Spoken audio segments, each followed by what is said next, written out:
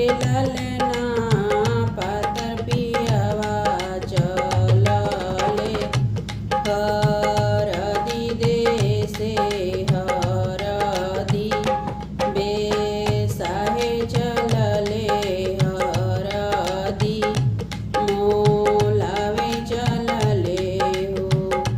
ए ललना पातर पियवा चलले हरदी देशे हरदी बेसाहे चलले हरदी मोलावे चलले हो। अगिलाही घोड़ावा कौन भैया पछिला कौन भैया हो। ए ललना लाली रंग घोड़ावा कौन देव हरदी बेसाहे चलले हरदी मोलावे चलले हो। ए ललना लाली रंग घोड़ावा कौन देव हरदी बेसाहे चलले हरदी मोलावे चलले हो। से देखी बनिया आनंद गईले मने मुस्काए लगले हो।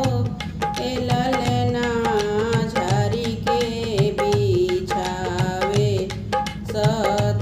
सतरंजिया त बैठी रौरा बाबू लोग बैठी रौरा साहेब लोग हो। किया राउर आमालर कोरिया तकिया पीती आईना हो। ए बबुआ तोहरो मरिया बड़ी छोट हरदिया तोहरा के पीहे हो। ए बबुआ तोहरो मरिया बड़ी छोट हरदिया तोहरा के पीहे हो। नाही मोरा आमालर कोरिया त नाही पीती आईना हो। ए बनिया हमें परे खुश भगवान हरदिया हमरो धनी पीहे हो। ए बनिया हमें परे खुश भगवान हरदिया हमरो धनी पीहे।